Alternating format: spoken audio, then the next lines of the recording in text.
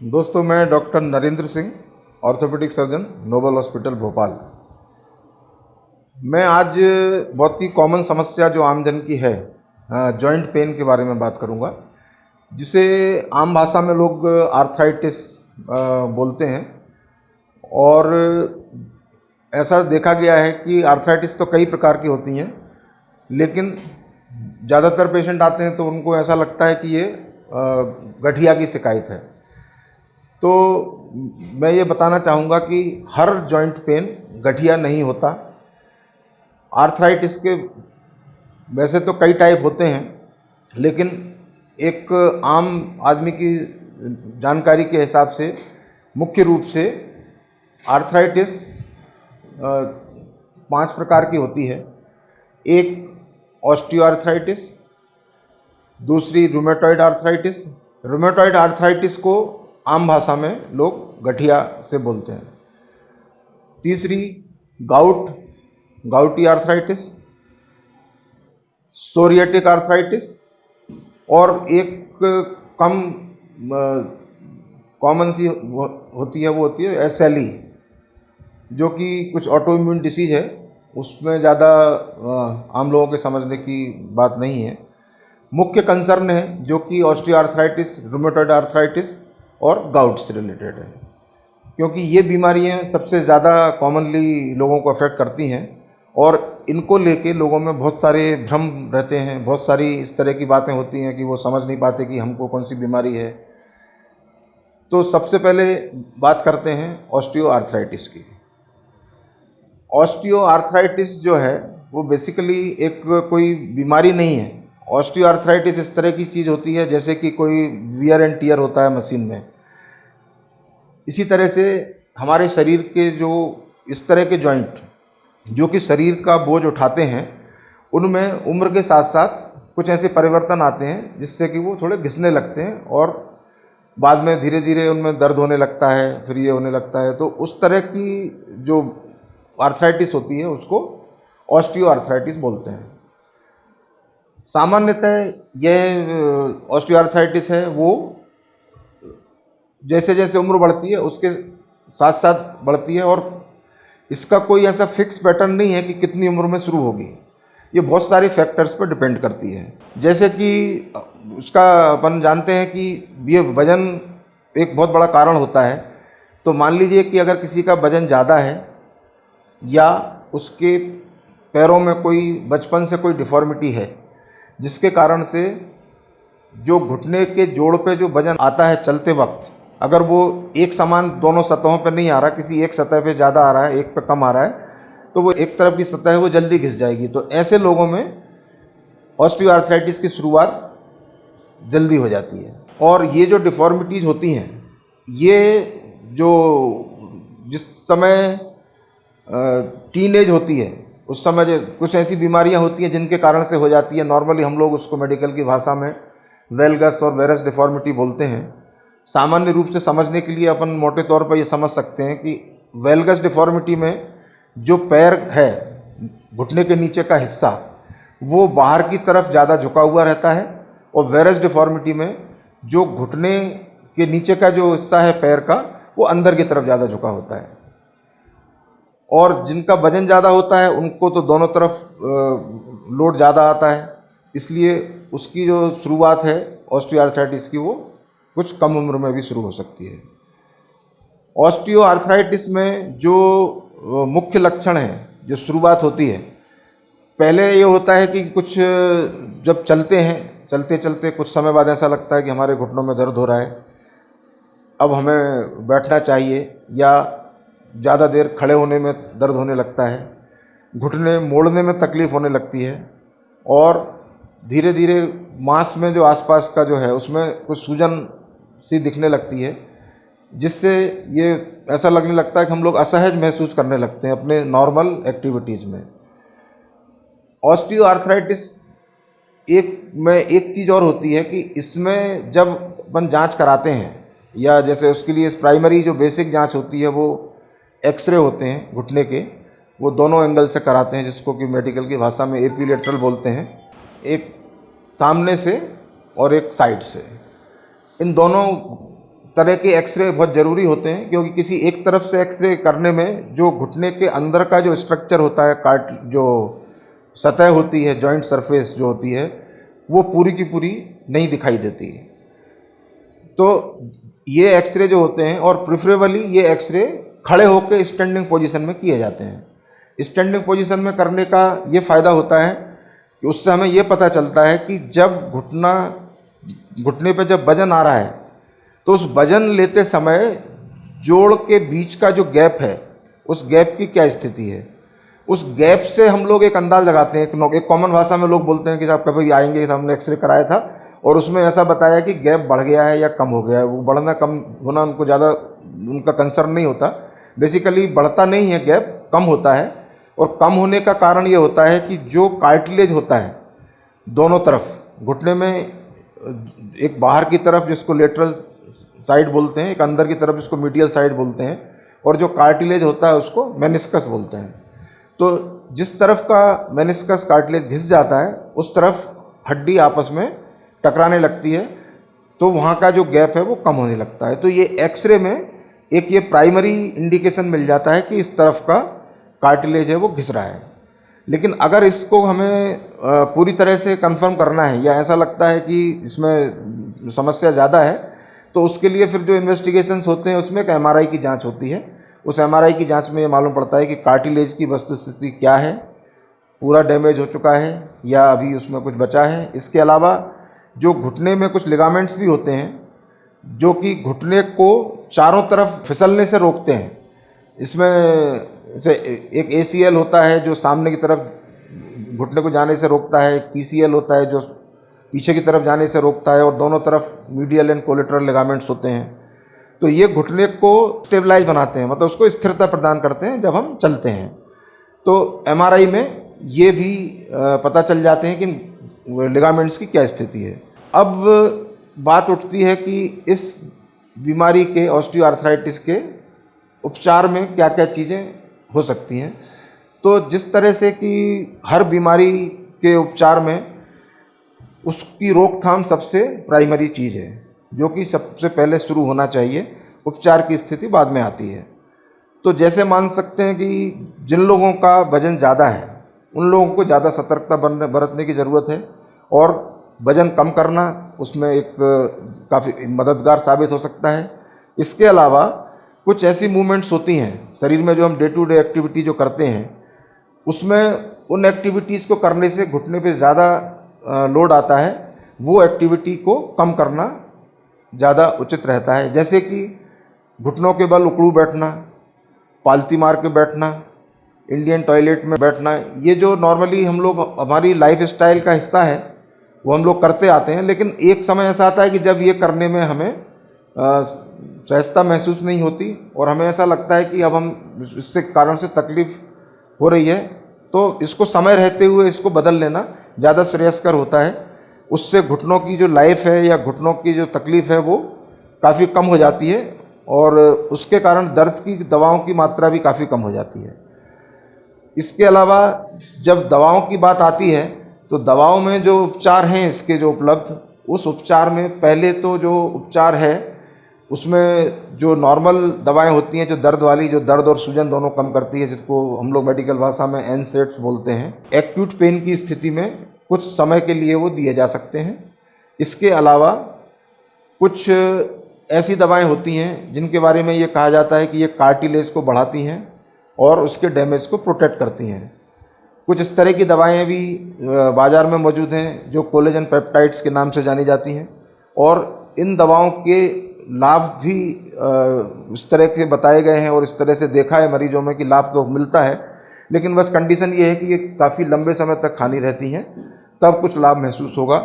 इनको बहुत कम समय में कुछ फ़र्क महसूस नहीं होता। उसके बाद कुछ इस तरह की उपचार भी होते हैं जिसमें कि फिजियोथेरेपी का काफ़ी रोल है। जैसे कि कुछ एक्सरसाइज होती हैं जिससे कि घुटने के आसपास जो काम करने वाली मांसपेशियां हैं, अगर उनको मजबूत कर लिया जाए तो घुटनों पर लोड कम आता है। तो एक क्वाड्रिसेप्स मसल होती है जो कि जांघ की मांसपेशी है, इसको क्वाड्रिसेप्स बोलते हैं। तो क्वाड्रिसेप्स को मजबूत करने की एक्सरसाइज, जिसे क्वाड्रिसेप्स स्ट्रेंथनिंग एक्सरसाइजेज बोलते हैं, वो एक्सरसाइजेज घुटने के दर्द में काफ़ी अच्छी होती हैं और उससे काफ़ी लाभ मिलता है। और दूसरी कुछ सिकाइयाँ होती हैं, गर्म सिकाई, गर्म पानी का ढाल करके भी हो सकती है। फिजियोथेरेपी सेंटर में डिफरेंट तरीके की सिकाई भी होती हैं, ये भी की जा सकती हैं। साइकिलिंग एक बहुत अच्छी एक्सरसाइज है। रनिंग और वॉकिंग जो होती हैं, अगर घुटनों में तकलीफ़ है तो ये थोड़ी ज़्यादा डैमेज करती हैं। लेकिन cycling non wait bearing exercise है, उसमें घुटनों के ऊपर लोड नहीं आता, इसलिए वो साइकिलिंग ज़्यादा एडवाइजेबल होती है। फिर जो दूसरे इलाजों में जो उपचार होते हैं, वो उपचारों में आता है कुछ इस तरह के इंजेक्शंस आए हैं जो कि अंदर का जो साइनोवियल फ्लूइड है, जिसे लोग सामान्य भाषा में बोलते हैं कि घुटने के अंदर का हमारा लिक्विड सूख गया है, उसके कुछ सप्लीमेंट्स आए हुए हैं जो कि लिक्विड को इंजेक्शन के द्वारा अंदर डालते हैं। इसके रिजल्ट्स भी बड़े वेरिएबल हैं, एकदम इस तरह से 100% नहीं कहा जा सकता कि उससे फ़ायदा मिल ही जाएगा, लेकिन वो भी एक उपचार की पद्धति है। इसके बाद कुछ उपचार इस तरह के होते हैं जो कि एंड स्टेज ऑस्टियोआर्थराइटिस, या जिसमें लगता है कि अब दवाओं से कोई फ़ायदा नहीं मिल रहा, हम चल भी नहीं रहे हैं, बैठे हुए हैं तब भी दर्द हो रहा है, या घुटने में ज़्यादा डिफॉर्मिटी आ चुकी है। इस तरह की स्थिति में फिर जो अल्टीमेट जो ट्रीटमेंट होता है वो टोटल नी रिप्लेसमेंट उपचार इसका होता है। और आज की समय में यह उपचार अत्यंत ही प्रभावी है और इसके रिजल्ट्स बहुत ही अच्छे हैं। बहुत सारे लोगों में ये भ्रांतियां हैं कि जो घुटने का ऑपरेशन कराएंगे तो ये फेल हो जाएगा, ये ऑपरेशन चलेगा नहीं, लेकिन ऐसा नहीं है, क्योंकि जिस तरह से कोई भी ऑपरेशन की सफलता का जो प्रतिशत है वो 100% तो नहीं होता, जिस तरह से होता है उसके हिसाब से ये इसकी सफलता का प्रतिशत काफ़ी अधिक है। और ये इस ऑपरेशन की जो लिमिटेशंस के बारे में जो बात करते हैं कि साहब बोले हम ये ऑपरेशन करा लेंगे तो फिर घुटने के बल तो बैठ ही नहीं पाएंगे, पालती मार के तो बैठ ही नहीं पाएंगे, ये नॉर्मली बड़ा कॉमन सा प्रश्न होता है आदमी का। तो उनसे हम पूछा कि भाई ठीक है, अभी आपको जब घुटने में तकलीफ है तब ऐसा बैठ पाते हो क्या? तो बोला अभी भी नहीं बैठ पाते। तो मैंने कहा कि उसमें जो बैठने की मनाही नहीं होती, लेकिन बैठने से घुटने की जो लाइफ है, जो जोड़ बदला है जो आपका, उसकी लाइफ कम हो जाती है, इसलिए मना किया जाता है। और आजकल इस तरह के सभी की लाइफ स्टाइल में बहुत सारे इस तरह की चीज़ें आ गई हैं कि कोई भी आदमी ज़रूरी नहीं है कि उसको घुटने के बल बैठना पड़े या पालती मार के बैठना पड़े। तो इस तरह की हैं, तो ऐसी कुछ भ्रांतियाँ होती हैं, उसके बारे में कहना चाहूँगा कि जहाँ तक हो सके इसको बढ़ने से रोकें, अपने खान पान में सुधार करके, जिससे वज़न नहीं बढ़े, नॉर्मल लेवल पे वज़न रहे। और जैसे जैसे करके वो होता है डॉक्टर की सलाह से उपचार लें, दवाइयों का और बाकी चीज़ों का। और ऑपरेशन की अगर नौबत आती है तो उससे घबराएं नहीं। इसके बाद दूसरे नंबर पे जो आती है, जिसको रूमेटॉइड आर्थराइटिस बोलते हैं हम लोग भाषा में, और इसे कॉमन भाषा में गठिया बोलते हैं लोग। ये बीमारी उस बीमारी से एकदम अलग है। इस बीमारी में एक तो खास बात यह है कि ये बीमारी कम उम्र में शुरुआत होती है, और ये बीमारी शरीर के छोटे जोड़ों को ज़्यादा अफेक्ट करती है।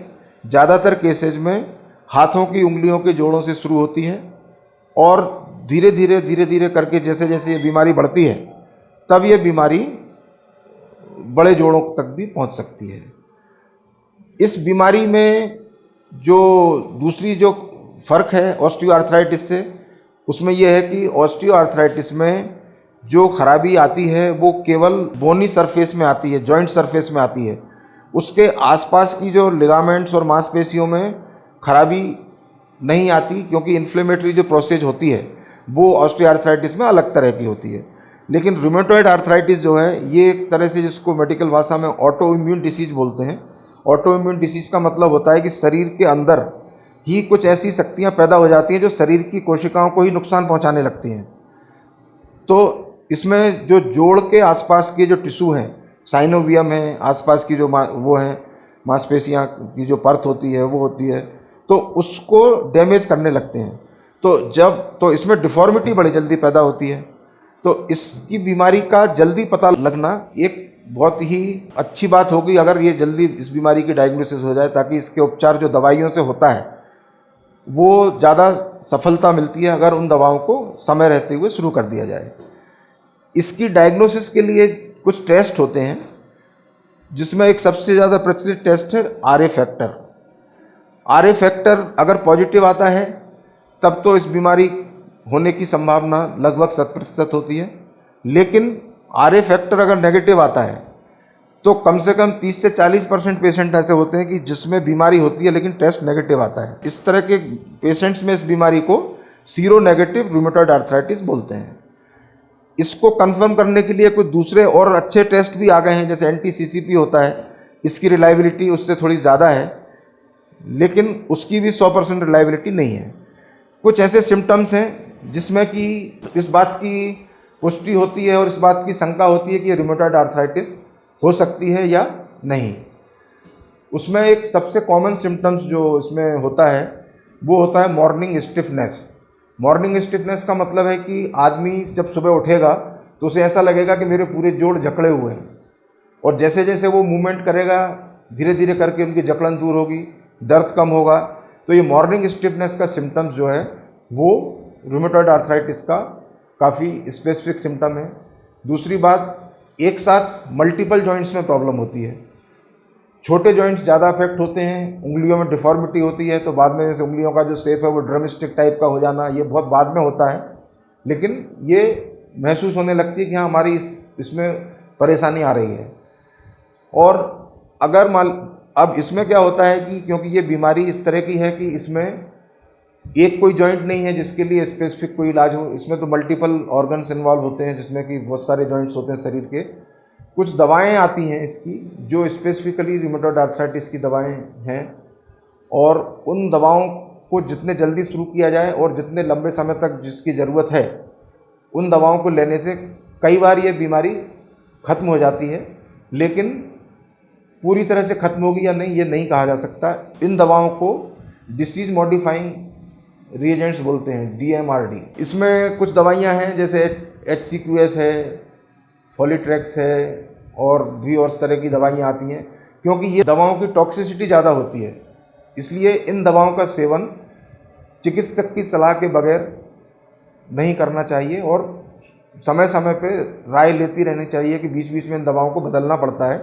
कुछ अभी नई दवाएं और भी आ गई हैं इसकी करके, तो ये होती हैं। इसके बाद जब लेट स्टेजेज में जब ये अंततः जब ऐसा लगता है कि अब ये बीमारी बढ़ गई है, बड़े जोड़ों को भी अफेक्ट कर लिया है, तो जिस तरह से ऑस्टियोआर्थराइटिस में घुटनों की खराबी होती है, रूमेटॉइड आर्थराइटिस में भी घुटने खराब हो सकते हैं, और घुटनों के साथ साथ घुटनों के आसपास के लिगामेंट भी डैमेज हो सकते हैं।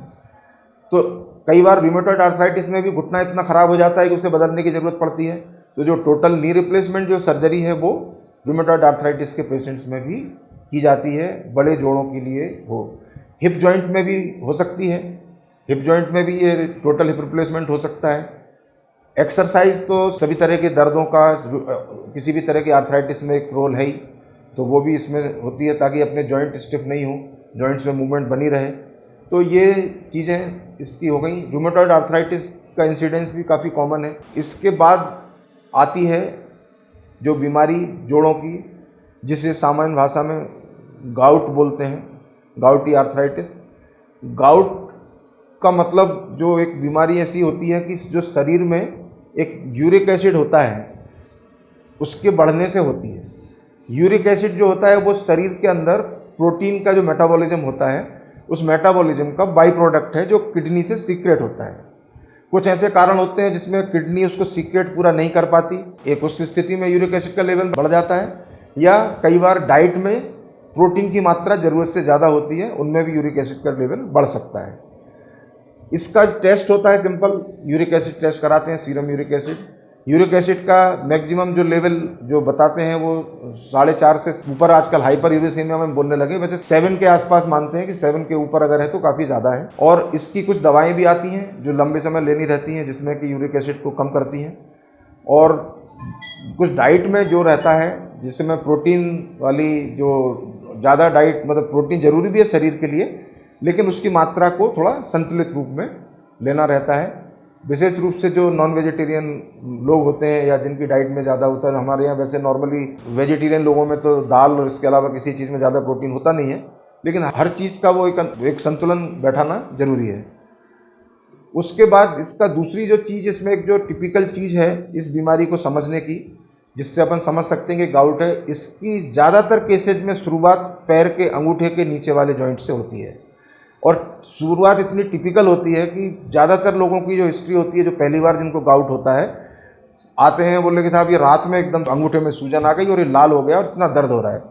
तो पहली बार में ही वो क्लिनिकल डायग्नोसिस हो जाती है कि इसको गाउटी आर्थराइटिस है। फिर यूरिक एसिड टेस्ट कराते हैं, यूरिक एसिड बढ़ा हुआ निकलता है। इसके एक्यूट फेज में जो पेन होता है उसका जो उपचार है, उस उपचार के लिए एक स्पेसिफिक मेडिसिन कोल्चिसिन होती है। बाकी जो सामान्य जो दर्द निवारक दवाएं हैं जो सूजन और दर्द कम करती हैं, जो पहले मैंने बताया था, जो एनसेड्स कहलाती हैं, वो भी दी जाती हैं। और यूरिक एसिड कम करने की जो दवाएं यूरिकोसूरिक एजेंट्स हैं वो लंबे समय तक दिए जाते हैं। उसमें भी बहुत सारे ऑप्शंस हैं। और यूरिक एसिड को डाइट से भी कंट्रोल करने का रहता है। तो यूरिक एसिड इस तरह की बीमारी होती है और इसके एपिसोड्स आते हैं। एक बार हो जाएगी उसमें, फिर उसके बाद हो सकता है धीरे धीरे करके फिर काफ़ी समय तक नहीं हो, फिर हो जाए। और एंड स्टेज में जब ये बीमारी काफ़ी बढ़ जाती है तो कुछ क्रिस्टल्स होते हैं वो जॉइंट के अंदर जमा होने लगते हैं। तो इस तरह के केसेज में कई बार सर्जरी की ज़रूरत पड़ती है, लेकिन इसमें डिफॉर्मिटी जो ज़्यादातर क्योंकि पैर के अंगूठे को अफेक्ट करती है तो वहाँ तक सीमित रहती है। दूसरे जोड़ों में इसकी संभावना काफ़ी कम होती है। ये 3 सबसे ज़्यादा इस तरह की होती हैं। जो एक आर्थराइटिस होती है सोरियाटिक आर्थराइटिस, ये बहुत कॉमन नहीं है, लेकिन जो इसके साथ में जैसे सोरियासिस जिन मरीजों को होती है, स्किन की बीमारी है, उनमें इस तरह की होती है। और एक जो बहुत कॉमन कंडीशन है जिसको कि मैं और बताना चाहूँगा, जिससे लोग कंफ्यूज करते हैं कि ये हमें आर्थराइटिस है, वो कंडीशन होती है फाइब्रोमाइल्जिया। फाइब्रोमाइल्जिया में क्या होता है कि शरीर के जॉइंट के ऊपर या किसी भी जगह मसल्स में मस्कुलर पेन होते हैं, ऑफ एंड ऑन, कभी पेन हो गया, कभी नहीं हुआ, कभी यहाँ हो गया, कभी वहाँ हो गया, इस तरह से उसको भी करते हैं। तो ये इस तरह का हो गया। और बाकी जो चीज़ें हैं, आर्थराइटिस में किसी भी तरह का कोई भी जॉइंट अफेक्ट हो सकता है, लेकिन सबसे ज़्यादा जो परेशानी जिससे होती है वो घुटनों का जोड़ है, जो आदमी को थोड़ा चलने फिरने से मजबूर कर देता है। तो इस तरह की बीमारी के लिए जो भी प्रिवेंटिव मेजर्स हैं, ट्रीटमेंट है, वो उचित रूप से डॉक्टर की सलाह लेके करना चाहिए। और ऑस्टियोआर्थराइटिस क्योंकि कोई ऐसी जानलेवा बीमारी नहीं होती, इसलिए नॉर्मली क्या करते हैं लोग कि बहुत समय तक उसको इग्नोर करते हैं, और इग्नोर करने से वो बीमारी काफ़ी हद तक बढ़ जाती है। बाकी जो अगर ये जो मैंने वीडियो में जो बताया आपको, मैंने इस तरह से बताया है कि आम आदमी को सब चीज़ इस बीमारी के बारे में एक बेसिक नॉलेज हो सके। अगर आपको अच्छा लगा हो तो इसको लाइक करें और सब्सक्राइब करें। धन्यवाद।